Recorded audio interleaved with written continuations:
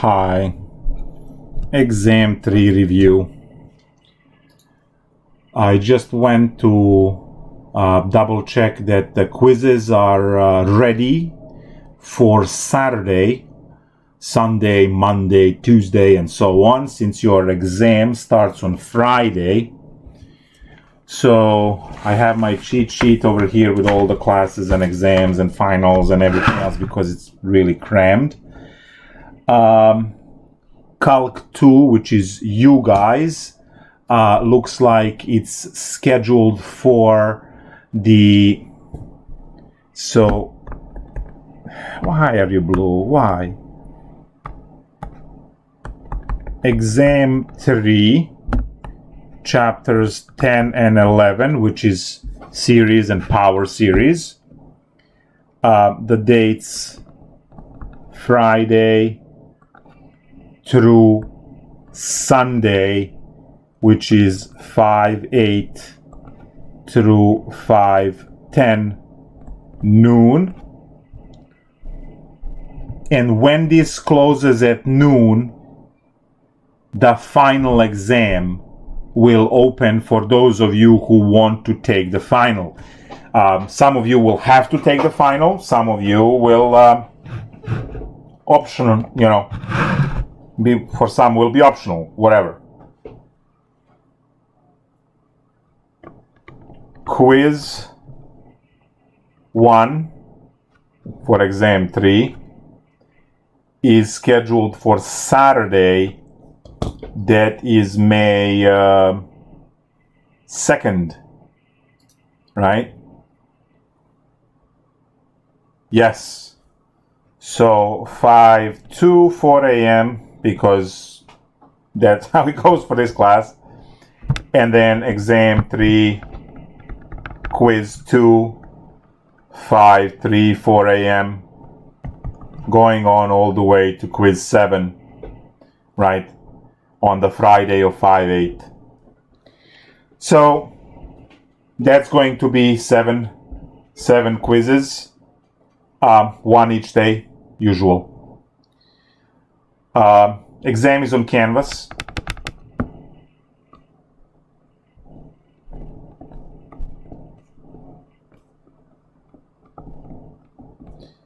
These are obviously MyMathLab. I also need to make sure that since we don't have a project and we don't have labs, I had to restructure the grade for the course, put more weight on the homework and redistribute stuff. So you guys have course survey homework assignment, which is already posted and live in MyMathLab. I will also re-upload the syllabus, which clearly explains the things and what we had to change for our course. But for now, you just need to know that you have homework assignments on MyMathLab where you have to have minimum 2 problems solved correctly, minimum 2. You have this one special homework assignment with 40 or 50 problems, which is covering the whole course, chapters 6 through 12. And that one is grade is 0 through to 100, whatever you score. That you can do those problems as many times as you want, and you can, it's not timed or anything like that. It's just like a regular homework assignment, except you have to do all of it. These problems, so whatever you score on that will be replacing your labs, right? The 10% on labs. So make sure you do all of that stuff. And you have the exams. So please read the syllabus. I will be posting that in, I would say, probably tomorrow. I'll be posting the new syllabus. There will be an announcement that the new syllabus is available. So read the syllabus, the details. I will also explain about the pass no credit grade. If you score D in the class, you cannot go to Calc 3 and differential equations. You have to earn C or better. if you earn C, then you can pick pass, no credit, so it doesn't calculate in your GPA and stuff. So I'll explain that stuff later. All right. Topics on the upcoming topics. There we go. Coming on this exam are obviously everything from chapters 10 and 11 that we covered. So whatever is about 10 to 12 problems, and if you guys are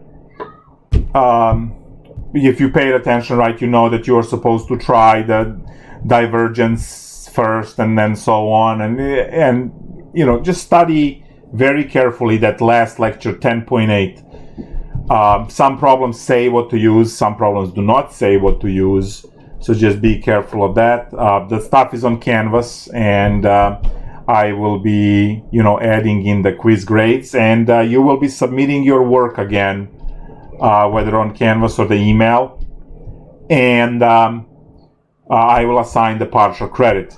So 10 to 12 problems, 100 points, 90 minutes, standard stuff. So, well, actually you asked for extra time, so 91, right?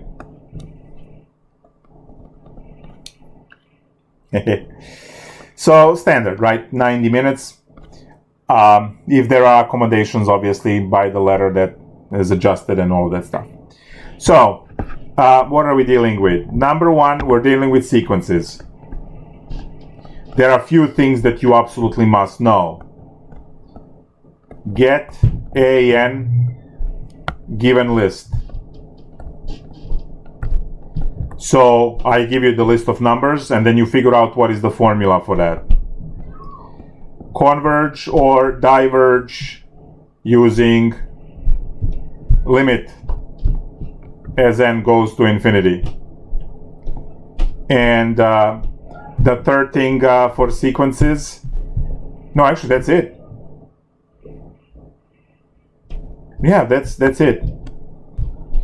Now, number two, we have series, and they have all of the different series, 10 tests. I don't really want to list them all. I took a picture of that page from the book, which summarizes everything, posted that in Canvas, so you can take a look at that one. All 10 tests are there, and you need to make sure that you are stating the reason. So let me write that in blood over here. State the reason for your C or D conclusion, and state the test used. Anything less than that is immediately partial credit or no credit, right? Because most of the problems are converge or diverge. So 50-50 chance to guess. Your alternating series have absolute and conditional convergence, so that's a little bit more choices, right? And then obviously for telescoping and geometric, you can calculate the sum.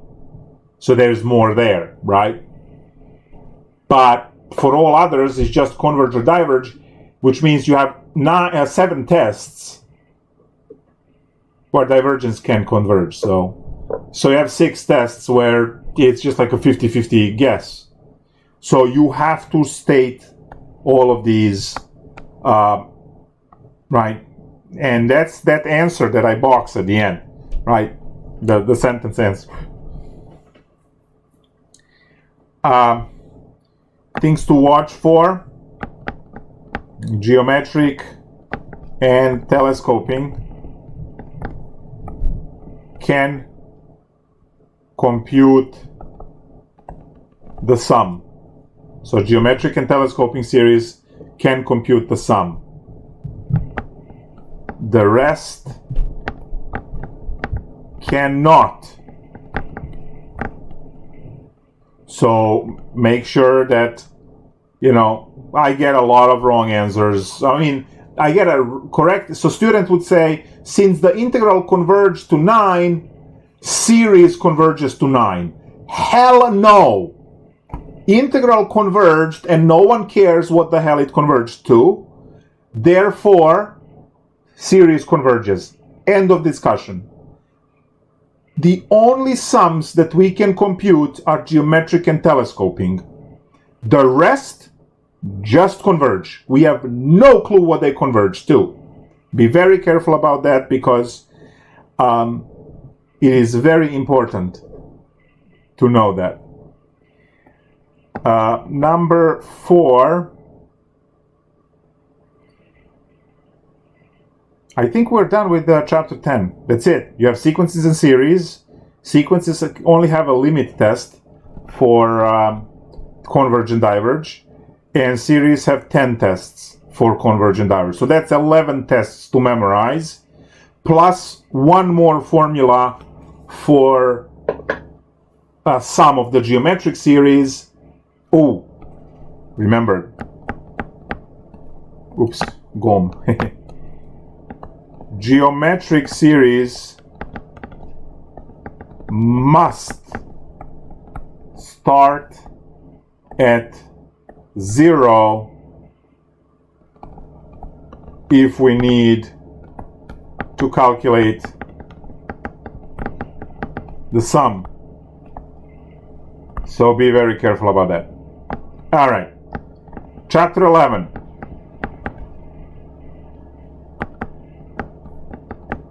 Be able to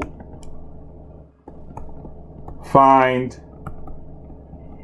Taylor series for a given function.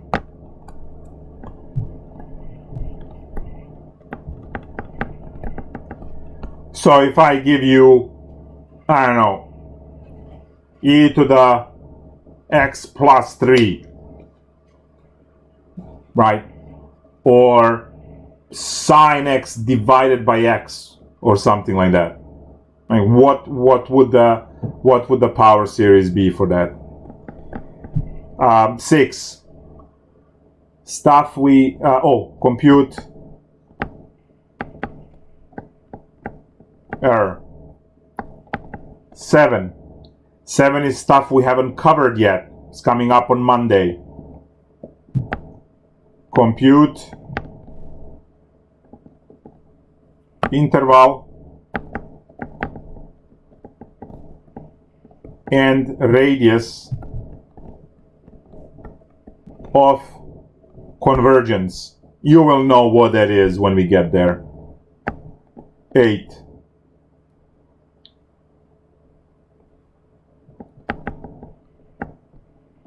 Find derivative or integral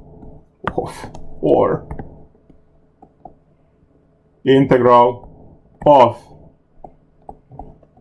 power series.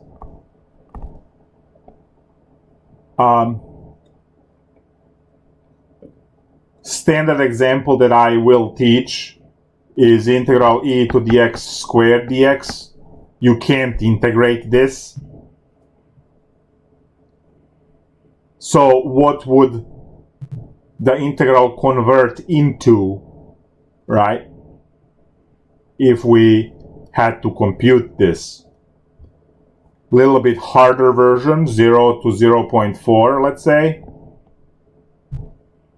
If I want to make it more annoying, I just put 2 to 2.4, then you have to center at 2. Right?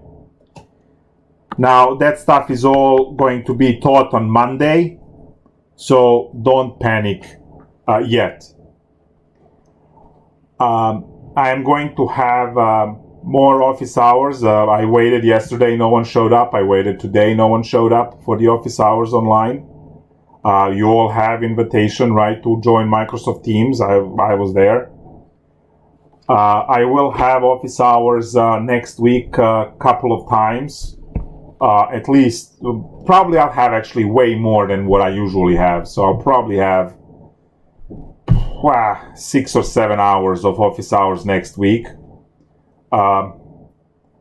We have 5 sections to cover, but those 5 sections can be all combined into 3 sections, and I just need 2 instruction periods for that. So we're good to go. It's a little bit crammed at the end. Remember, they took away a week because they extended the spring break, and we lost 2 classes. That's 5 hours.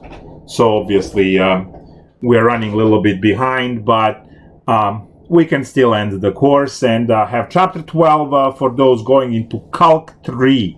I did mention that if you don't know those 12.1 through 12.3, don't sign up for Calc3. It's impossible without those. So I will be uploading one more time. I will be uploading syllabus with the new grading scheme and percentages and all that stuff that we had to change. It will clearly explain the situation about the final and exams and options and no credit, pass, no credit, all of that stuff. And go on my MATLAB, see what's there to do. Try to log in every day to my MATLAB and do something. There are no project, no labs for the class. So that big document, the 40 problems, 30, 40 problems thing that is there, I don't remember how many,